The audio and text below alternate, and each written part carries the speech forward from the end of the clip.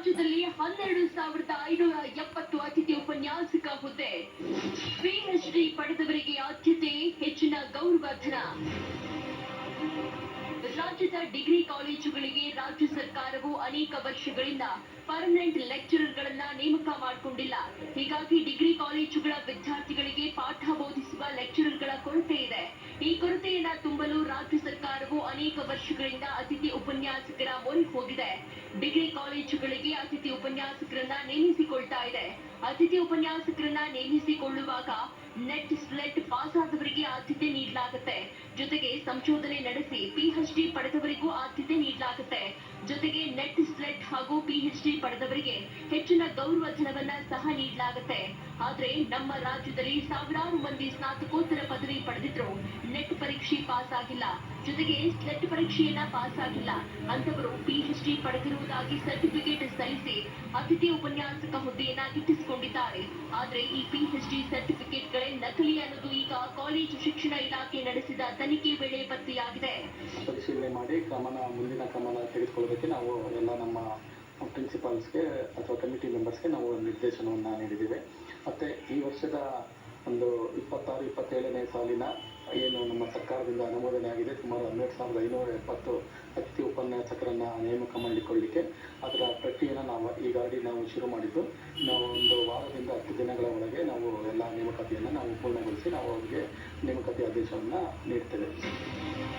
ನಮ್ಮ ಕರ್ನಾಟಕದಲ್ಲಿ ಡಿಗ್ರಿ ಕಾಲೇಜುಗಳಿಗೆ 12,570 ಅತಿಥಿ ಉಪನ್ಯಾಸಕರನ್ನ ನೇಮಕ ಮಾಡಿಕೊಳ್ಳಲಾಗ್ತಾ ಇದೆ. ಈ ಅತಿಥಿ ಉಪನ್ಯಾಸಕರನ್ನ ನೇಮಿಸಿಕೊಳ್ಳುವ ಪ್ರಕ್ರಿಯೆ ಈಗಾಗಲೇ ಆರಂಭವಾಗಿದೆ. ಈ ಅತಿಥಿ ಉಪನ್ಯಾಸಕ ಹುದ್ದೆಯನ್ನ ಪಡೆದುಕೊಳ್ಳಲು ಈಗ ಫೇಕ್ ಪಿಎಚ್ಡಿ ಸಲ್ಲಿಸಿದವರಿಗೆ ನಡುಕ ಶುರುವಾಗಿದೆ.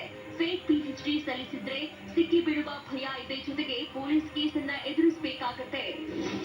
ಫೇಕ್ ಪಿಎಚ್ಡಿ ಸರ್ಟಿಫಿಕೇಟ್ ನೀಡಿ ಕೋರ್ಟ್ಗೆ ಮೊರೆ, ತಮಗೆ ರಕ್ಷಣೆ ನೀಡುವಂತೆ ಕೋರ್ಟ್ಗೆ ಮೊರೆ.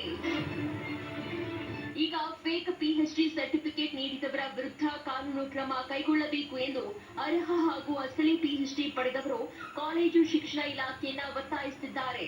ಜೊತೆಗೆ ಹೈಕೋರ್ಟ್ಗೆ ಅರ್ಜಿ ಸಲ್ಲಿಸಿದ್ದಾರೆ.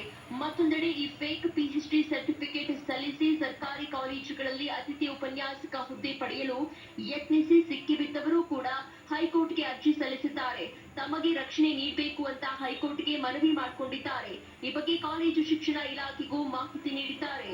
ನಕಲಿ ಪಿಎಚ್ಡಿ ಸರ್ಟಿಫಿಕೇಟ್ ವಿರುದ್ಧ ಅವರು ನಮಗೆ ದೂರನ್ನ ನೀಡ್ತಾ ಇದ್ರು. ಅವರು ಸಹ ನ್ಯಾಯಾಲಯದ ಮೊರೆ ಹೋಗಿರುವುದಾಗಿ ಮತ್ತು ಇಲಾಖೆಗೆ ನಿರ್ದೇಶನ ನೀಡೋದಕ್ಕೆ ತಯಾರು ಮಾಡಿ ನ್ಯಾಯಾಲಯಕ್ಕೆ ಹೋಗಿರೋದಾಗಿ ತಿಳಿಸಿದ್ದಾರೆ. ಉಳಿದಂತೆ ಈಗೇನು ನಾವು ನಕಲಿ ಪಿಎಚ್ಡಿ ಸರ್ಟಿಫಿಕೇಟ್ ಬಗ್ಗೆ ನಾವು ಮೊನ್ನೆ ನಿರ್ದೇಶನ ನೀಡಿದ್ವಿ. ಅದರಲ್ಲೂ ಸಹ ಸುಮಾರು ಅಭ್ಯರ್ಥಿಗಳು ಮೊನ್ನೆಯಿಂದ ಈ ಕಚೇರಿಗೆ ಭೇಟಿ ನೀಡಿ ಅವರು ತಮ್ಮ ಅಹವಾಲನ್ನು ಸಲ್ಲಿಸ್ತಾ ಇದ್ದಾರೆ ಮತ್ತು ಸಮಸ್ಯೆಗಳ ಬಗ್ಗೆ ಹೇಳ್ತಾ ಇದ್ದಾರೆ. ಅವರು ಸಹ ನ್ಯಾಯಾಲಯದ ಮೊರೆ ಹೋಗಿರುವುದಾಗಿ ನಮಗೆ ತಿಳಿದು ಬಂದಿದೆ. ಈಗಾಗಲೇ ಒಂದು ಪ್ರಕರಣ ದಾಖಲಾಗಿರುವುದಾಗಿ. ಹಾಗಾಗಿ ಎರಡೂ ಕಡೆಯವರು ಈ ಥರ ನ್ಯಾಯಾಲಯದ ಮೊರೆ ಹೋಗಿರೋದ್ರಿಂದ ನಾನು ಈ ಸಂದರ್ಭದಲ್ಲಿ ಹೆಚ್ಚಿನ ಮಾಹಿತಿಯನ್ನು ನೀಡಲಿಕ್ಕೆ ಬರೋದಿಲ್ಲ. ಕೊಪ್ಪಳ ಜಿಲ್ಲೆಯ ಬಹುತೇಕ ಸರ್ಕಾರಿ ಪ್ರಥಮ ದರ್ಜೆ ಕಾಲೇಜುಗಳಲ್ಲಿ ನಕಲಿ ಪಿಎಚ್ಡಿ ಪಡೆದ ನಕಲಿ ಅತಿಥಿ ಉಪನ್ಯಾಸಕರಿದ್ದಾರೆ. ಕೊಪ್ಪಳ ನಗರದ ಲೀಡ್ ಹಾಗೂ ಮಹಿಳಾ ಸರ್ಕಾರಿ ಪ್ರಥಮ ದರ್ಜೆ ಕಾಲೇಜು, ಗಂಗಾವತಿ, ಕನಕಗಿರಿ, ಕುಷ್ಟಗಿ, ಯಲಬುರ್ಗಾ ಸೇರಿದಂತೆ ಜಿಲ್ಲೆಯ ಎಲ್ಲಾ ಸರ್ಕಾರಿ ಪ್ರಥಮ ದರ್ಜೆ ಕಾಲೇಜುಗಳಲ್ಲಿ ನಕಲಿ ಪಿಎಚ್ಡಿ ಪಡೆದು ಅತಿಥಿ ಉಪನ್ಯಾಸಕ ವೃತ್ತಿ ಗಿಟ್ಟಿಸಿಕೊಂಡ ನಕಲಿಗಳ ಮುಖವಾಡ ಬಯಲಾಗಿದೆ. ಕಲಬುರಗಿ ವಲಯದಲ್ಲಿ 153 ನಕಲಿ ಪಿಎಚ್ಡಿ, ಧಾರವಾಡದಲ್ಲಿ 31, ಬೆಂಗಳೂರಿನಲ್ಲಿ 24 ನಕಲಿ ಪಿಎಚ್ಡಿ ಸಲ್ಲಿಕೆ.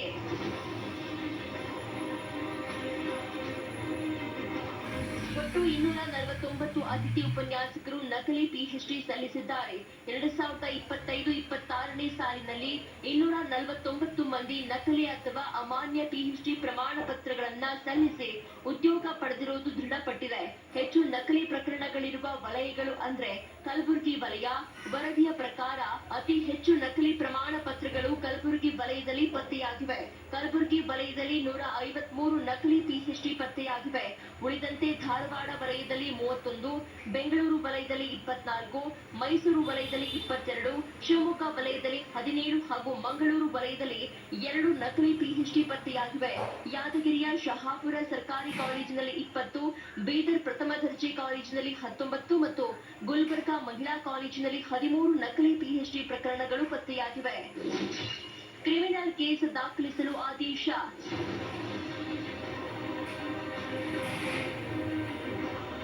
ನಕಲಿ ಪಿಎಚ್ಡಿ ಸಲ್ಲಿಸುವವರ ವಿರುದ್ಧ ಕಾಲೇಜು ಶಿಕ್ಷಣ ಇಲಾಖೆಯು ಕ್ರಿಮಿನಲ್ ಕೇಸ್ ದಾಖಲಿಸಲು ಜುಲೈ 21ರಂದೇ ಆದೇಶ ನೀಡಿದೆ. ನಮ್ಮ ಮಹಾವಿದ್ಯಾಲಯದಲ್ಲೂ ಕೂಡ ಮಾನ್ಯ ಆಯುಕ್ತರ ಕಚೇರಿಯಲ್ಲಿ ಒಂದು ವಿಶೇಷ ಸಮಿತಿ ಮಾಡಿ 4 ಜನ ನಕಲಿ PhD ಅಂತ ಹೇಳಿ ಶುರುವನ್ನು ಮಾಡಿದ್ದಾರೆ. ಸೊ ಅವರ ವಿರುದ್ಧ ಒಂದು ಕ್ರಿಮಿನಲ್ ಮೊಕದ್ದಮೆ ದಾಖಲೆ ಮಾಡಬೇಕಂತೇಳಿ ಆದೇಶ ಇಲ್ಲಿ ಹೇಳಿದ್ದಾರೆ. ಹಾಗೆ ನಮ್ಮ ಲೀಡ್ ಕಾಲೇಜ್ ಆಗಲಿ ಜಿಲ್ಲೆಯ ಇನ್ನಿತರ ಕಾಲೇಜುಗಳು ಇನ್ನೂ ಯಾವುದೇ ಕ್ರಮಗಳನ್ನು ಕೈಗೊಳ್ತಾ ಇಲ್ಲ.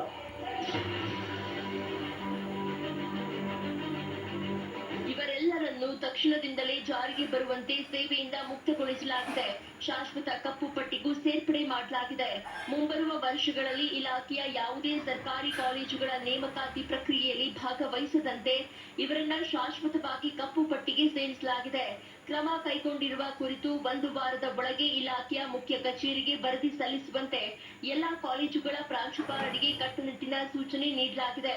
ಈ ನಕಲಿ ಪ್ರಮಾಣ ಪತ್ರಗಳನ್ನು ಸೃಷ್ಟಿಸಿ ಮಾರಾಟ ಮಾಡಿದ ವಿಶ್ವವಿದ್ಯಾಲಯಗಳು, ಖಾಸಗಿ ಏಜೆನ್ಸಿಗಳು ಅಥವಾ ಮಧ್ಯವರ್ತಿಗಳ ಜಾಲದ ಬಗ್ಗೆಯೂ ಕಾನೂನು ಸಂಸ್ಥೆಗಳು ತನಿಖೆ ನಡೆಸ್ತಾ ಇವೆ.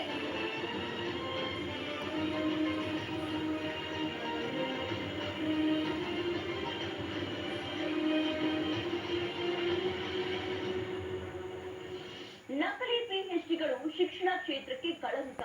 ನಕಲಿ ಪಿಎಚ್ಡಿ ನೀಡಿ ಹುದ್ದೆ ಗಿಟ್ಟಿಸಿಕೊಂಡವರು ವಿದ್ಯಾರ್ಥಿಗಳಿಗೆ ಬೋಧಿಸುವ ಯಾವ ನೈತಿಕತೆಯನ್ನ ಉಳಿಸಿಕೊಂಡಿರ್ತಾರೆ ಅನ್ನೋದು ಪ್ರಶ್ನೆ. ನಕಲಿ ಪಿಎಚ್ಡಿ ಪದವಿಗಳಿಗೆ ಬ್ರೇಕ್ ಹಾಕಲು ಕಾಲೇಜು ಶಿಕ್ಷಣ ಇಲಾಖೆ ಕೈಗೊಂಡಿರುವ ಕ್ರಮ ಶ್ಲಾಘನೀಯ. ಖದೀಮರ ವಿರುದ್ಧ ಕಠಿಣ ಕ್ರಮ ಕೈಗೊಳ್ಳಬೇಕು. ಇದಾಗಿನ ವಿಶೇಷ. ನೋಡ್ತಾ ಇರಿ ನ್ಯೂಸ್ ಫಸ್ಟ್, ನಿರ್ಭೀತಿಯಿಂದ ನಿಮ್ಮ ಪರವಾಗಿ.